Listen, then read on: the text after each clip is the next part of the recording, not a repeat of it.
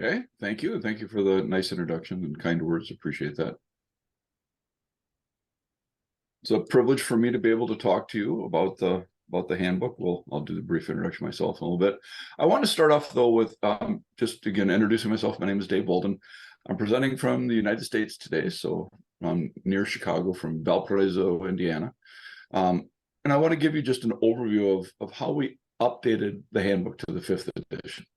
I'm representing the editorial team. I've had the privilege for the last 2 versions to serve as the editor-in-chief or lead editor of the handbook, but I'm supported by a tremendous team of editors, authors, reviewers, the INCOSE leadership, all the working groups that contributed. So this is truly an INCOSE-wide effort. But I did want to highlight that we intentionally made our editorial team more diverse to reflect the membership of INCOSE. So in addition to myself and Tom and Gary, we've been on the editorial team for a while now.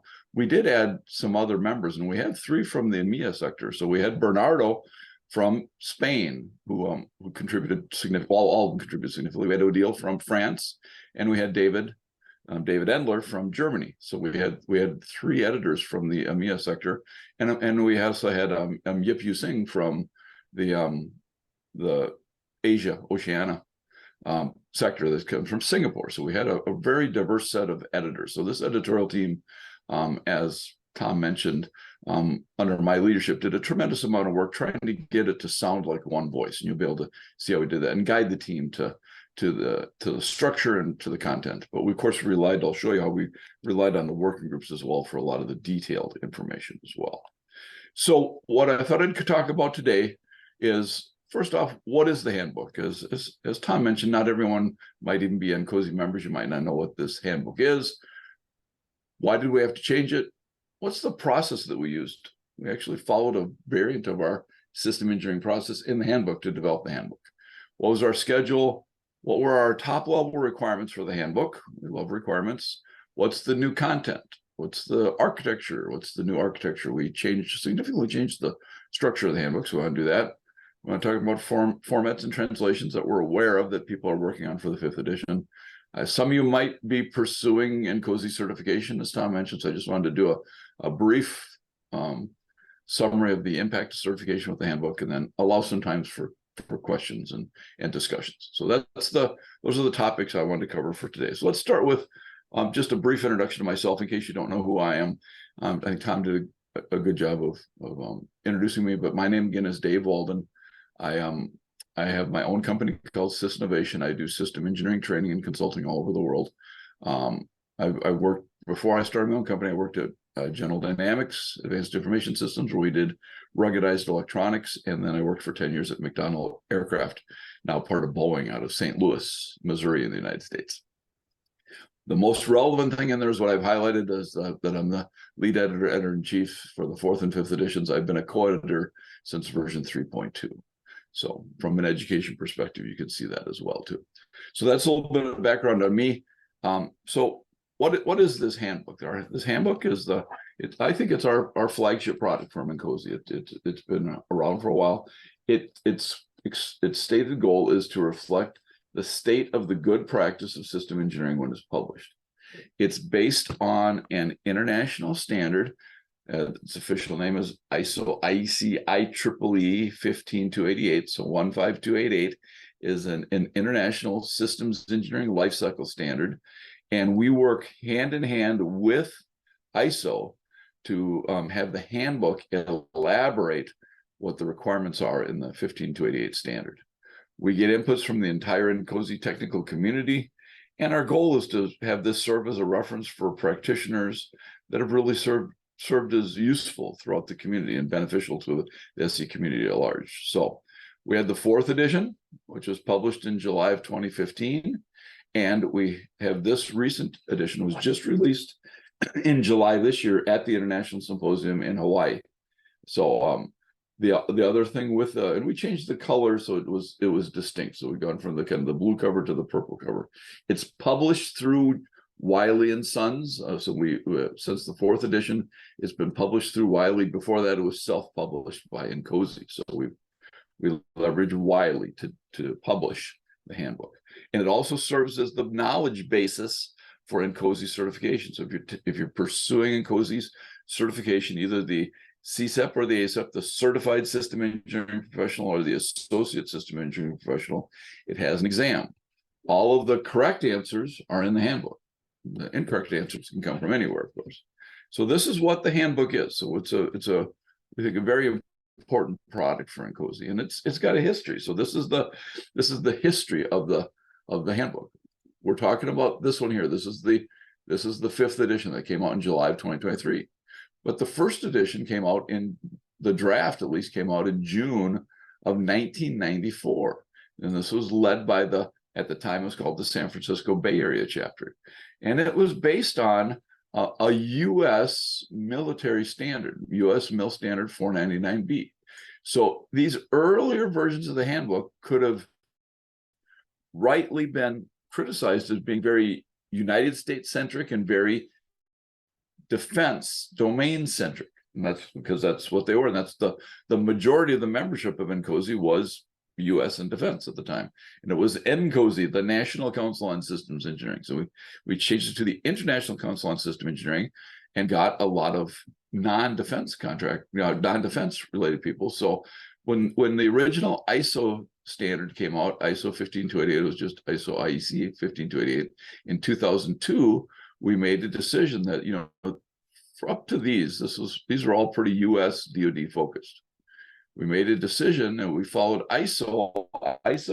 The intent of ISO 15288 was to be country and domain neutral. So it could be used in any country, not just the United States, but Sweden or Singapore or Japan, other places like that. And it could be used outside of just defense. It could be used in automotive or biomedical or powered energy, other domains beyond that. So really when we got to version 3 here, and these are the different variations of version 3, the goal was to align with 15288 and really be this country and domain neutral handbook. And you can argue how well we did with that, but that was the intent. It was not to be US DoD centric. Just like any standard or any COTS, any off-the-shelf stuff, this standard has different technology roles. It was updated in 2028. It was updated in 2015. And again, it was just updated this year in 2023. You'll notice that we align with these. I'm going to clean this out just for a second here. Delete this and show you this. But if you notice, when they released 15288 in 2002, it took us 4 years to update the handbook to reflect that. That was a major effort to do that shift. When it came out in 2008, it took us 2 years to update the handbook to reflect that. It came out in 2010 with version 3.2 reflected that 2028 version. Then we decided to make a very concerted effort to work hand in hand with ISO. Notice this came out in May of 2015, and our handbook came out in July of 2015. We see the same thing here. So going from 4 years to 2 years to 2 months. And really, it's simultaneous. We could have released it in May if we wanted to, but we didn't want to lead the standard. We felt it was important that the standard lead this. And then you can see again, for this 5th edition, the standard came out in May of this year, and our handbook was released in July of this year. And this is because we intentionally worked with ISO to simultaneously update these products. And that was an intentional effort. And we even had some editors. Gary Rodler and David Endler were 2 of the editors on both the handbook and 15288. So we had intimate knowledge of what was going on in 15288 by design and with permission of ISO. So that's the history of the handbook, in case you're not familiar with that. Where we get the inputs, there's 3 major places we get inputs for the handbook. One, of course, is the 15288 standard. Our lifecycle processes are exactly aligned with 15288. By design and with permission, we use the purpose statements and the activity statements out of 15288 verbatim. We use them, they're exactly the same.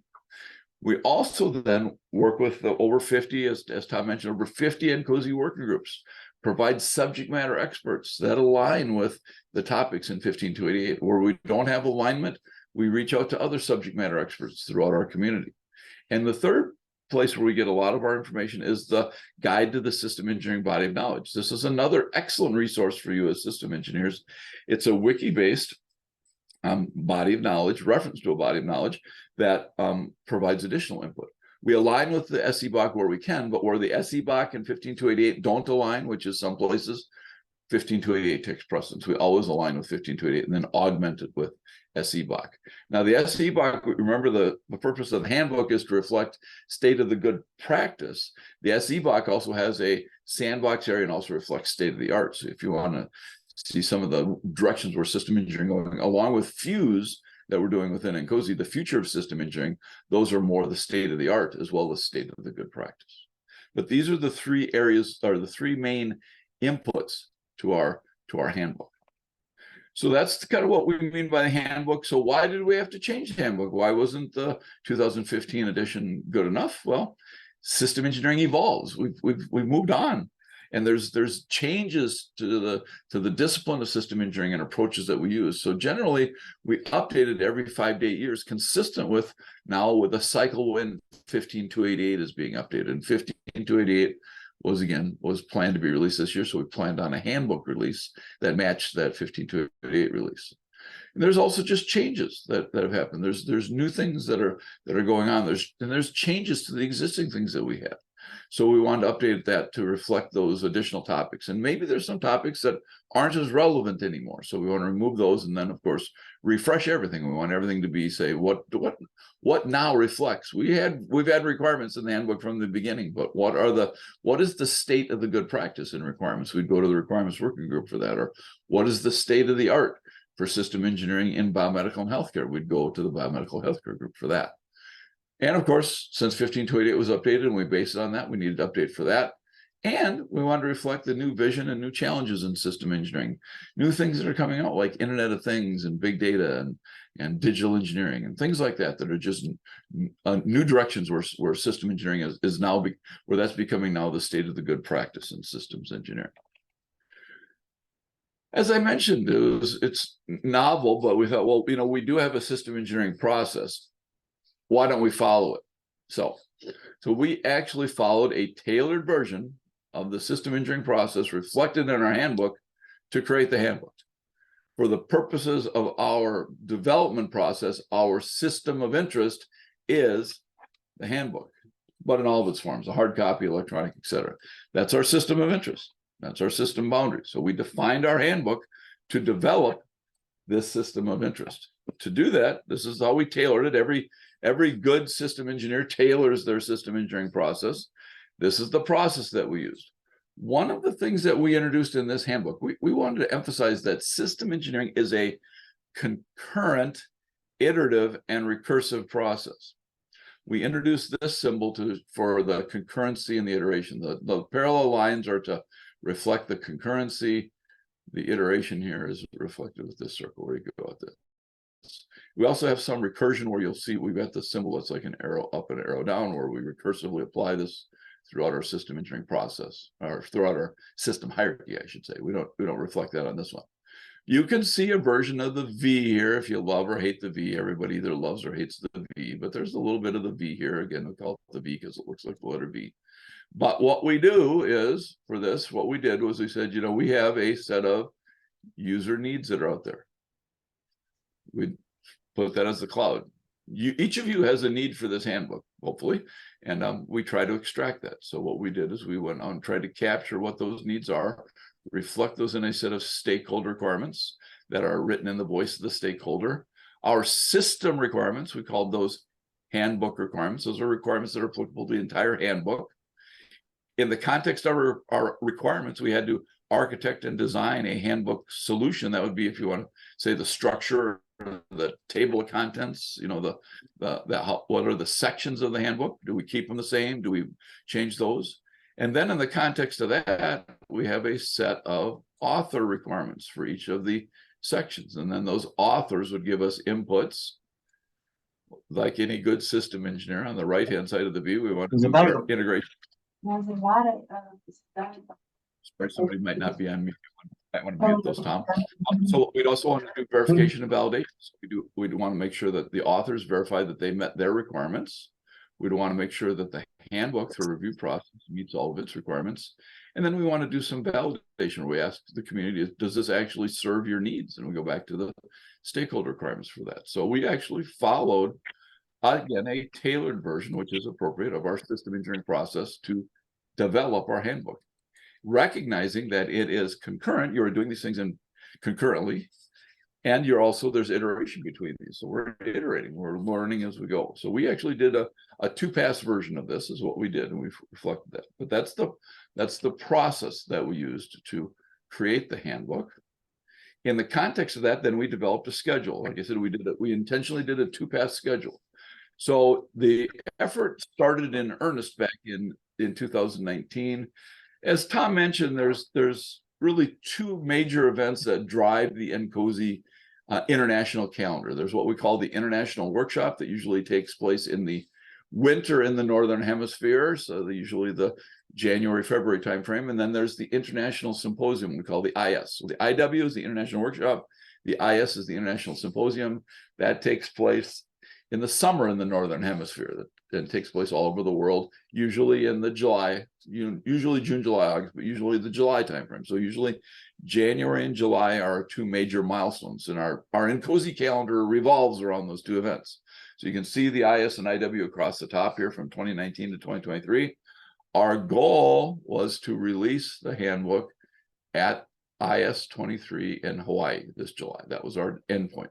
So to get there, we did some strategic planning and gathering of inputs. We did some architecture and design, requirements of architecture and design. Then we got the initial inputs. This is where we got the initial inputs from the authors. We also have the prototype that we did the review on. Then we had to disposition all the comments that we got from the reviewers. Then in the second pass, we went back to the authors and said, update your inputs. Then we did the final edits and review, and then Wiley needed about 6 months to do their publishing thing. So we did that from IW 23 to IS 23. We did that. So this is the schedule that we had to do that, to do the updates of the handbook. Of course, we also had to align with 15288. If you're familiar with ISO standards, you've got the committee drafts, you got the draft interim standards, the final draft interim standards, and then publication. And again, the IS, ISO IEEE 15288 was published in May of 2023. We also had over 100 working groups and subject matter authors that were engaged. We asked them if their initial inputs in 2020 and their updated inputs in 2022. We also had over almost 300 reviewers that gave us almost 1,300 comments on the initial draft that we had to disposition. And of course, we worked with Wiley to publish it. So this was our top level schedule to get us to the 5th edition. So let's talk about what were some of the requirements that we had. The primary way we get inputs is through either comments or surveys that we did. This is we're trying to get that nebulous cloud of stakeholder needs. Well, the first place we get comments is some people aren't shy. There's the 4th edition that's been out there since 2015. There's, just like in the 5th edition and the 4th edition, there was an appendix to submit any comments. So we had a significant set of comments from the 4th edition where people either thought something was wrong or something could be improved. We also, at the International Workshop and the International Symposium back in the 2019-2020 timeframe, we set up specific input sessions. So if you had been at that IWRIS, we had some open sessions where we came in and we gave people some post-its. Green things were good, and red things were bad, and yellow things maybe need to be updated. And we got all those inputs, we captured those. And we specifically sent out a survey instrument to these groups here. You can see we sent it out to our, what's called our CAB, our Corporate Advisory Group Board. Those are our corporate members. We got 23 responses from them. We sent it out to the Certification Advisory Group. We got 16 inputs from them. They run the certification program. We sent out to each of our working groups, what's good, bad, what needs to, on the survey, we said, what should we keep? What should we get rid of? What should we modify? What's new? And then what other comments do you have? So we captured all these. We sent it to the fellows, never a shy group. 13 of those responded. And we thought another good source of inputs would be the people that are doing the certification training, that are training people using the handbook. They are intimately familiar with the handbook. So we got comments all over the map from this. Some were legitimate stakeholder requirements. Some were comments on the handbook in general. And we got some comments that were on figure 2.7, you've got a typo. That was more of an author requirement, just to fix a typo if they kept that figure. So we collated all these comments. We had several thousand comments before we even started the handbook that we used as the basis for our requirements. When we synthesize those, and this is just an example of some of the comments that we got. They're not prioritized, they're not in any order, but there's a lot of new topics that people recommended. You see the patterns in there, we see the digital engineering, we see the natural systems, the biomimicry, big data, IoT, a lot of different topics that people thought should be added to the handbook. We got some just general comments, like some were very helpful, like just throw it away and start over, so we have to filter these out. Some wanted it to be a lot shorter. They said, man, it's too big.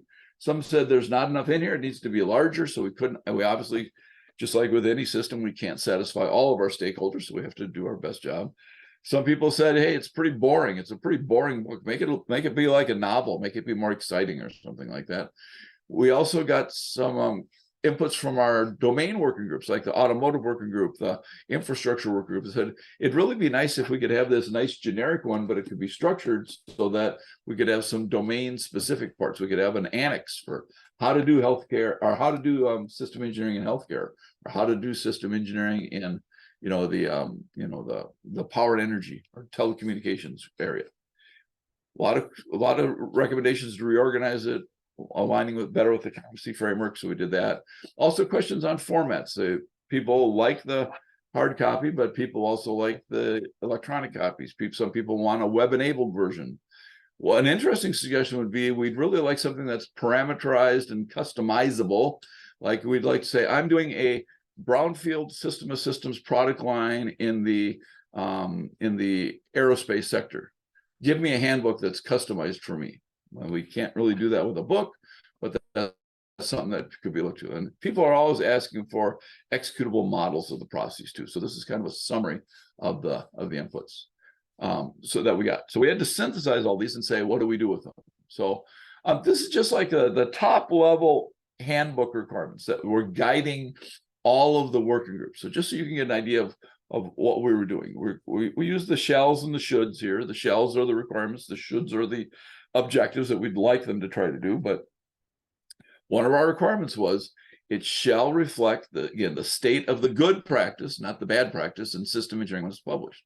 We say, what does this mean, right? What does this mean? Well, we define this by the INCOSE working groups are our subject matter experts. So the working groups are going to define what the state of the good practice is, where it's applicable. We also want to be consistent with international standards, not just 15288, but other standards as well. Okay. So maybe 2048 for requirements engineering, for instance. We also want to include the mature topics of the guide to the system engineering body of knowledge, not necessarily the sandbox or state of good practice, but we also want to go to other good practice like textbooks, articles, things like that. So that's what we mean by state of the good practice, fundamentally defined by our working groups that are the experts in these, but augmented by these other things. It shall be aligned with 15288. So we want to exactly match 15288.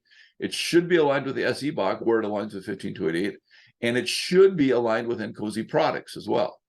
We want it to continue to serve as the basis for the certification program. So the certification program has some learning objectives. We need to be aligned with that. We can't remove content that would impact those learning objectives. As before, we want it to be domain and industry independent, but we could have guidance for different domains. But fundamentally, we want the bulk of the handbook to be usable in any domain, not just defense, but any domain. And it should also be country and culture independent. It should work in any country. And then we've got a very good requirement here, I would say jokingly, should be a reasonable size, whatever that is. But we didn't have an explicit page count. There's judgment involved here primarily by the editorial team and by the working groups that put feedback on this. But we don't have a specific page count. We weren't going to make it tremendously shorter, but we didn't want to grow it significantly either. We wanted to do what we call appropriate treatment of the topics based on the relative importance. These are all in quotes. This is judgment call, but you'll notice the requirement section is bigger than the transition section because we have more information on that. But we did want equal treatment, again, of similar topics. So for each of the ILDs, which we now call quality characteristics, we wanted the same basic structure and approximately the same page count. When we do a relationship to other disciplines, we want all those to be about the same. We don't want one to be 20 pages and another to be 1 page. We want to cover the fundamentals of what a certified SE should know. And one way to help with the page count is we specifically wanted to reference other INCOSE products. So we summarized the product and then reference that product. So that was an approach we took to minimize the size. But these requirements went to every author in addition to their section specific requirements, and said, give us inputs that reflect this. So those are our key requirements. So let's talk about the structure then. Let's talk about our architecture and design. Just as a reminder, when we talk about our wonderful 4th edition, right? If we look at that, right? If we look at the 4th edition, it had 10 chapters. So chapter 1 was kind of just the introduction to the handbook, the scope. Chapter 2 was kind of an overview of system engineering. Chapter 3 dealt with life cycles and life cycle stages, so going from concept all the way through retirement. And then we had 4 chapters that were focused on life cycle processes. We had the technical management, agreement, organizational, project enabling for chapters 4, 5, 6, and 7. So we had 4 of the 10 chapters were dedicated to life cycle processes, which led to some critiques of it, that it's a very process-centric handbook. That was some of the critiques we got. So we wanted to see if we could address that. Then we had chapter 8, that was the tailoring and application, because we tried to make it, again, be country and domain neutral, but then how do we tailor it? Chapter 9 was the cross-cutting things that cut across multiple lifecycle processes. And then chapter 10 were the ILDs, or the specialty engineering activities, things like reliability, human system integration, manufacturability, things like that. That was chapter 10. So this is just as a reminder, this was the 4th edition. This was the old handbook, the blue one. So we had a fundamental question to ask as an editorial team is, do we want to keep this same basic structure for continuity, or is it time to restructure, or if you're like software, refactor the handbook? Should we reorganize it, re-architect it to be something else? So like good system engineers, we did a trade-off study. Odile from France led the trade-off study. We've set up evaluation criteria that said, there's things for continuity, but there's things for comprehension. So we did the trade-off study, and the trade-off study said we should restructure the handbook. So we did. So we went from these 10 chapters to some different parts. So the major changes, these are some of the major changes going from the 4th to the 5th. We restructured the handbook due to these new topics. We did that trade study. The 4th edition, based on Wiley's recommendation, was 2 columns. So you see the 2 columns of text with the gutter in between. We got feedback primarily from our accessibility input that it would be better for people that are vision impaired if the handbook was single column, which it was before. But before the 4th edition, it was a single column handbook. So we got the input that they call it the gutter. The space between the columns is difficult for people that are visually impaired, not blind, but have visual impairment. It'd be much easier for them to read if it was single column. So we went back to do that from a readability, accessibility perspective. We also added some more fundamentals. We wanted to put more foundational concepts in there and get that perspective in there. We still wanted to align with 15288, but we also reordered them to be consistent with 15288. But we didn't want it to be as much process focused as before. We updated the IPO diagrams to be a little bit more model and information centric. What I mean by that is, if you look at the 4th edition, just take the requirements verification and traceability matrix, the RVTM. We had a philosophy that every output had to be unique. So it led to the initial RVTM, the updated RVTM, the near final RVTM, the final RVTM.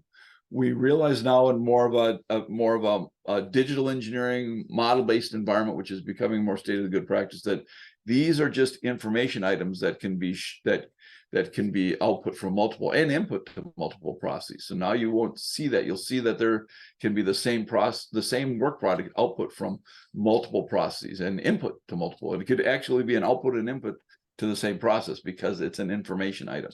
We added a significant number of new topics. I'll go over those in a bit. We elaborated a lot more on the competencies and the skills and soft skills and relationship to other domains.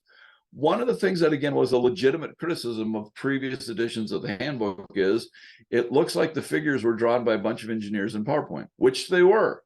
So we felt that there could be some additional learning if we engaged a graphic designer to work with some of the authors to create what we call impactful figures. I'll show you some examples of that, but we engaged a graphic designer to help us make better, more impactful figures.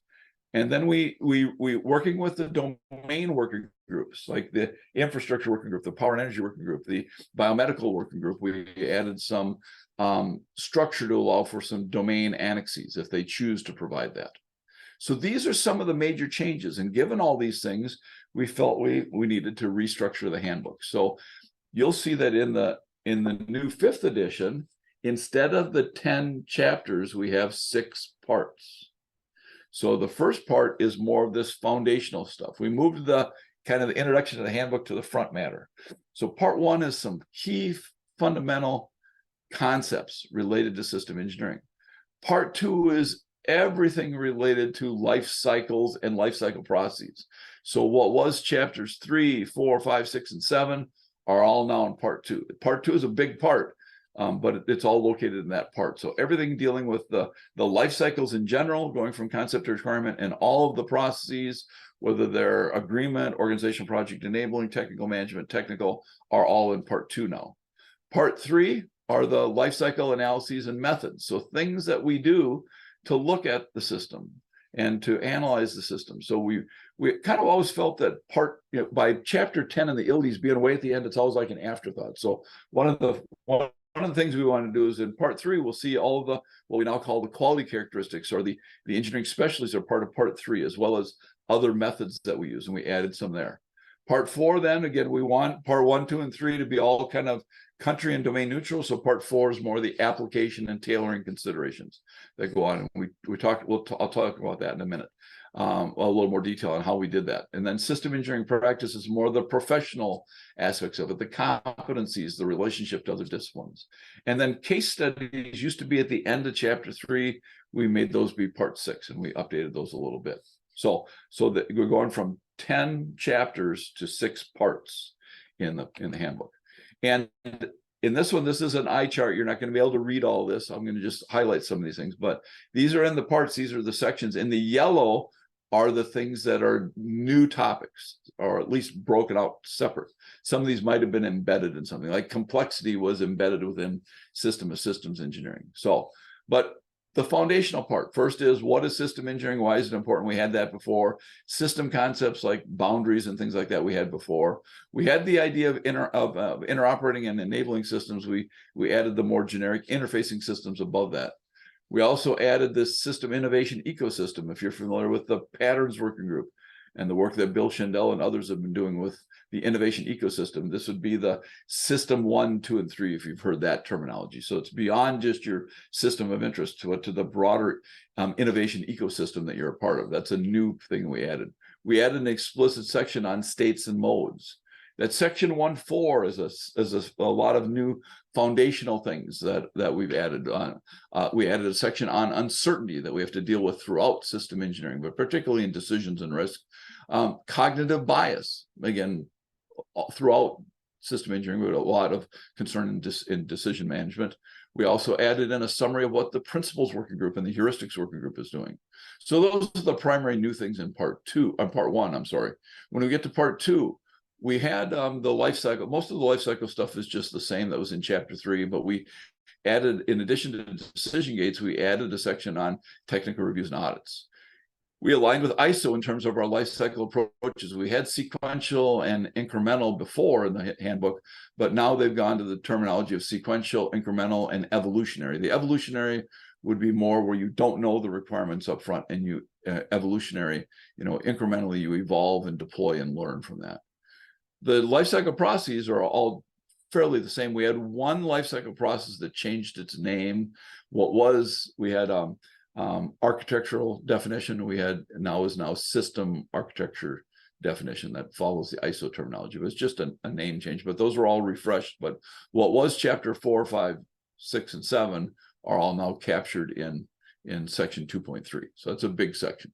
When we moved to part 3, we had agility and we had agile in the old handbook, and it covered 2 aspects. It covered the agile system engineering approach, which is now in section 4.2.2 in part 4, but it also had developing an agile system, and we decided to make that to be a separate quality characteristic in addition to the other ones. So your agile approaches in part 4, but making your system be more agile, and that means either being able to change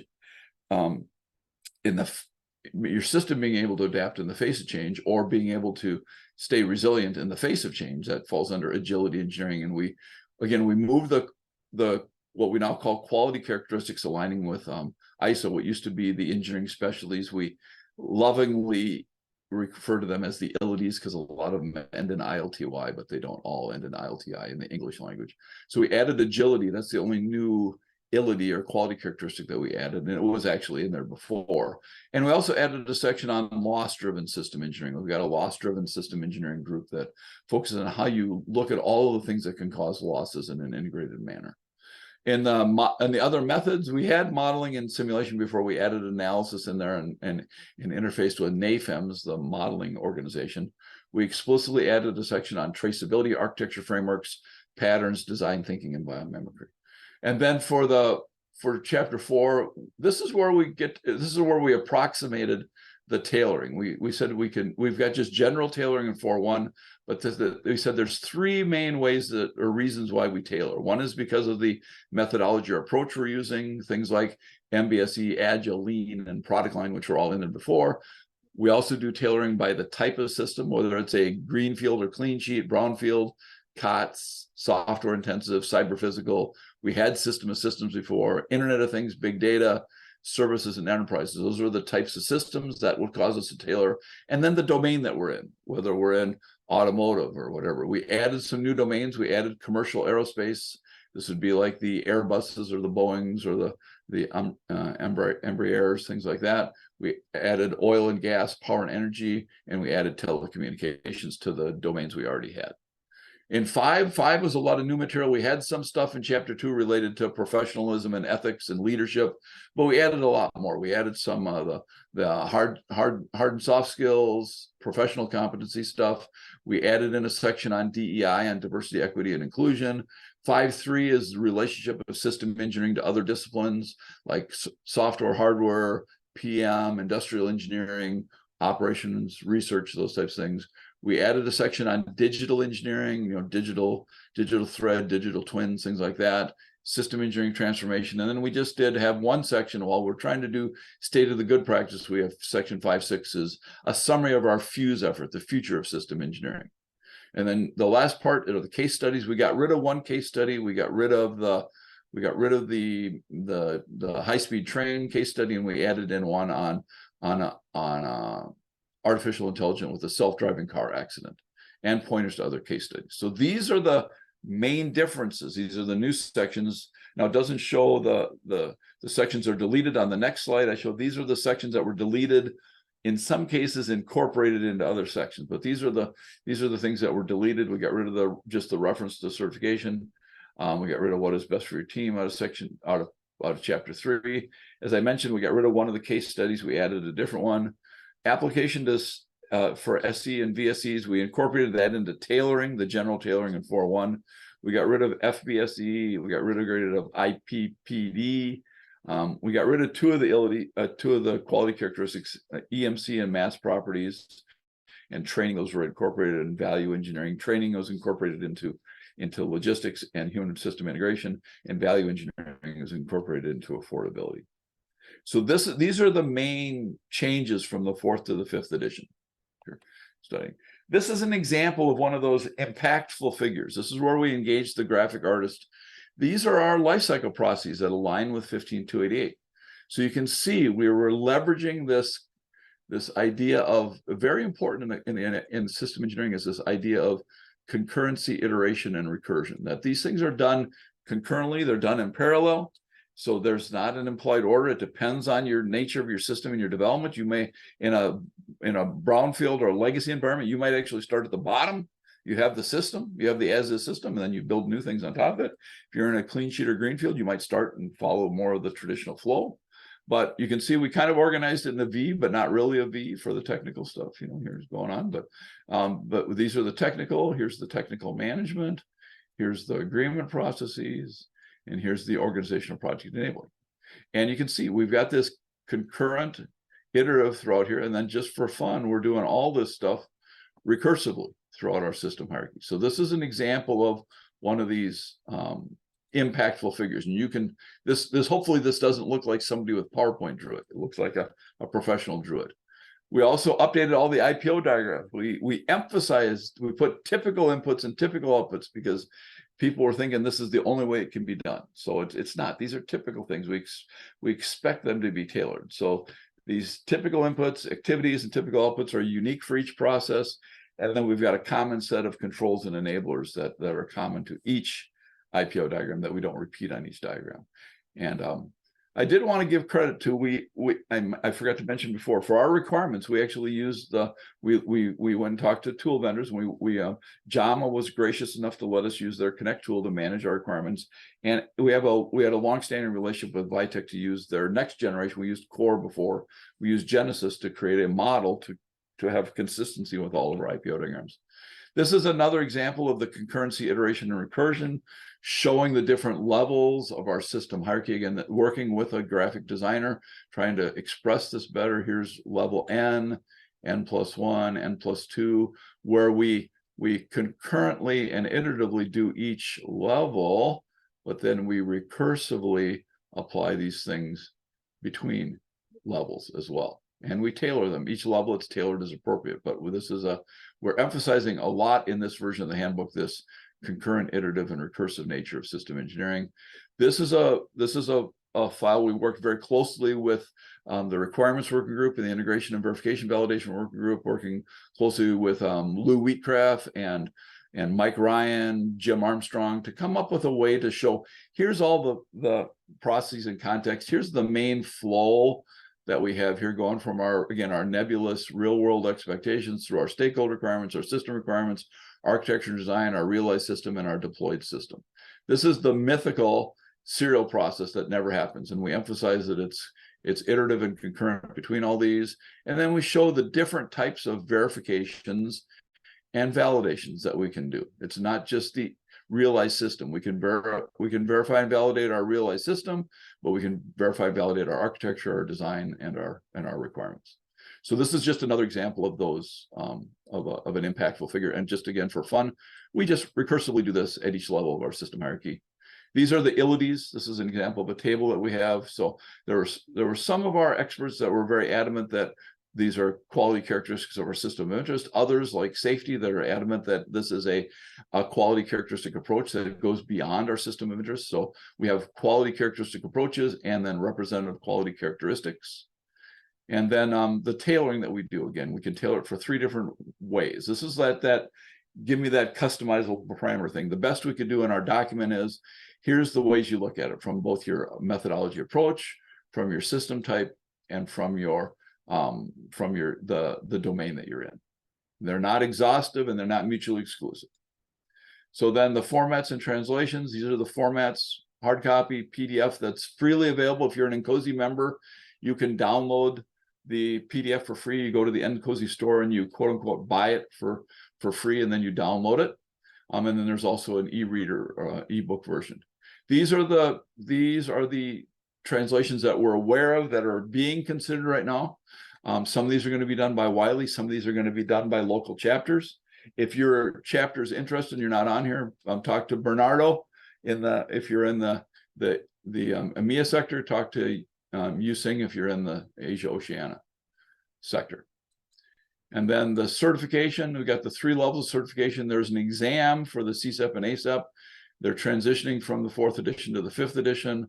Off of the website, I'm not the certification program manager anymore. On the website that says this, that starting in August of this year, all exams are going to be based on just what's common between both the 4th and 5th edition. So what's common between these two is what's on there. And then in August of 2024, they're going to shift to just what's in the 5th edition. So you have a year you can look at either version, and they're all going to have content from what's common between them. But the latest information for all certification is there. So I thought, just for fun, for part of my certification preparation course, I just included this. These are the areas that are common. Not everything in all these sections are common, but these are the areas that are common between the 4th and the 5th edition. So with that, I want to leave a little bit of time for question and answers. So let's see if I can look through the chat first, if you want to put some things in the chat. So let's see. All right. So the first question is, apart from Handbook version 5, would you kindly include the outline sidebar, the guide to the system engineering body of knowledge version 2.8 as it is in Handbook version 5 to get easy access to the topics of interest in the PDF version? I'm not sure what include it where. Maybe Mudhar, could you come off of mute and just maybe what do you mean by that? You want that to in the next edition of the handbook? You want a summary of the SE block? Or? Yes. Hi, Mr. Dave. How are you? Fine. It's good. How are you? I'm doing well, thank you. Thank you. Well, I'm membership as student membership since time. But I noticed that there's difference between just the outline. For the CBOK, it's more than 1,100 pages, so it will be more easy for us to access to the topics. That the topics should be like the handbook version 5. When I want to go, for example, for the model-based MBSE, I can go directly from the sidebar there and not go back to the search for it or just make control F. So this is included in the HB version 5, but it's not in the CBOK version 2.8. So I know it's difficult to add it now because it's already issued, but this is just for my notice about that. Maybe you can do it for next versions. That's all. Okay, well, that's a good input for the next version. So, and you could talk to the SEBOK people. The SEBOK has a different editor. You could talk to the editor about that. Okay. I thought all the same. All INCOSE. Okay. No, okay. SEBOK is sponsored by INCOSE, but it's also the CERC and it's also the IEEE Computer Society. So I think who's the editor of that? Is it it used to be Rob Cloutier, I think still. So no problem. I will send email for that. No problem. Yeah.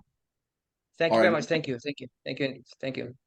Krister asked how many words does the SE and how many words in the 4th edition. I don't know, but I can tell you that it just from page counts, I could tell you that before we get to the indices, there are, again, remember there's 2 columns in the 4th edition, but there's 245 pages before you get to the index on the 4th edition, and in the 5th edition there are 285, so 40 more pages. I don't know how many words. So are there other questions? You could just come off of mute and ask questions if you'd like to. I do have a question in the meanwhile, and it relates to the examination, the certification exam. As I understood it, currently there will be a test would be on the common parts of Handbook 4 and 5. Is that your interpretation too? Yeah, like on this is what I got off of the website. So you can see the website where I got it from. This is always going to be the latest information. Again, remember, I'm the handbook editor. I'm not doing certification anymore. So the certification advisory group does that. But yes, so from August of 2023 to August of 2024, my understanding is all of the exam questions will be based on information that is common between the 2 handbooks. Yeah, and therefore your slide with the common parts is of use. Okay.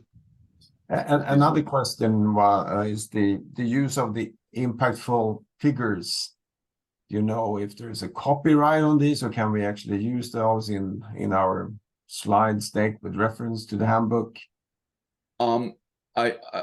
So yes, there's copyright for the figures. They're actually owned by, the text is copyrighted by Wiley. The figures are still copyrighted by INCOSE, and the way INCOSE does it with it's the same as with any INCOSE product. There's an INCOSE. If you go to the INCOSE website, there's a usage. You know, there's a permission form, so that you can have limited usage of things, and you can, you know, the authors, of course, have free usage to things that they created. If you are I'll just say, because I am one, if you're like a training provider and you're using the handbook as part of your class, either as a university or a training provider, there's also a permission that you can get to use the figures out of INCOSE. You submit it through the permission process, and then INCOSE will give you an electronic version of the figures as well too. But as with everything, as with every INCOSE product, you know, there's fair use, and then if you're using more than that, then you need to get the right permissions for everything. And also, if you're an INCOSE working group and you don't want to use these figures, you know, you can use INCOSE figures for other INCOSE products, but then they have the same restrictions. Very good. And then, of course, I guess you should promote the change process. I guess if you have comments, etc., on the handbook and suggestions, there's a process and a form, right, for that. Yeah, if you find things that you think are wrong or could be improved, if you go to Appendix G in the handbook is a comment form. So it gives you the email address and the format that we like comments to be on. We just don't like the comments where it's no good. That's not a good one. We'd like to say, this is what's good. Here's your recommended suggestion. Of course, the best way, if you really think there's something wrong in the handbook, the best way to influence that is to get involved with the working group that created that section. That's the working groups provided the content, and we just try to make it sound like one voice. But for, you know, if you don't like what's in the biomimicry section, join the natural systems working group and work with that working group to change their opinion of what it should be. Christer here again. The count of words. I was thinking about readability, actually. I thought 4E was very difficult to read. I mean, English is not my native language, so I thought it was difficult to read. Did you have that as a requirement to make the English simpler somehow? We did, and that was one of the goals, if I go back to the homepage here, is of having the diverse editorial team too. So we had, you know, we were privileged to have, you know, in addition to English with some of us, right, and the business language of English, we had Spanish, French, Yusing knew Chinese and Indonesian, and David knew German. So we had some people that had other languages, and one of the tasks of those editors in particular was, does this make sense? And we also sent the handbook to those chapters that we mentioned on this one here. We sent it to these chapters as part of the review process, specifically saying, what are either some things that don't make sense or are concepts that are difficult to translate in your language? So we got limited responses from some, but we did get some back where, like the Japanese chapter, for instance, said, you know, this is a difficult concept for us to translate. And the German chapter said, you know, we don't really have a word for this. You know, this is difficult, or this idea means something different. We get those false friends. I think you're familiar with that if you're learning another language, right? So we tried to make that be better from a translatability and understandability perspective. But again, you'll have to be the judge as to how we did with that. All right. Well, I think we have come to the point where we need to wrap up.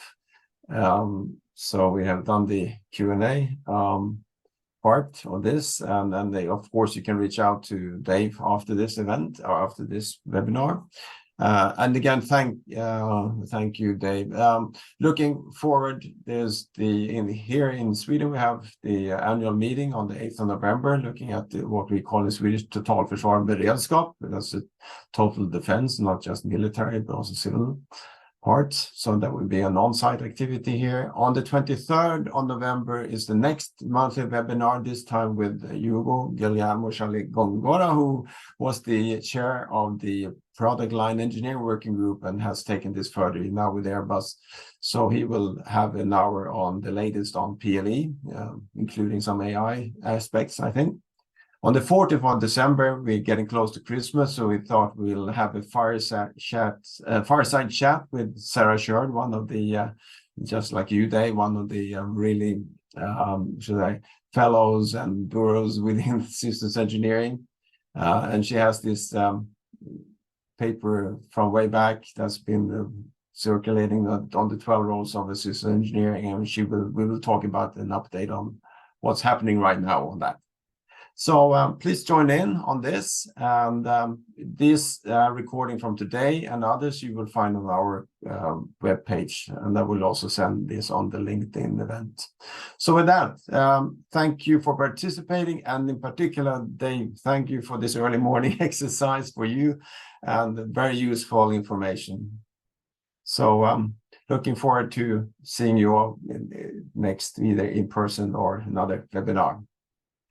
So have a good day, and remember, we're all working for a better world through a systems approach. I will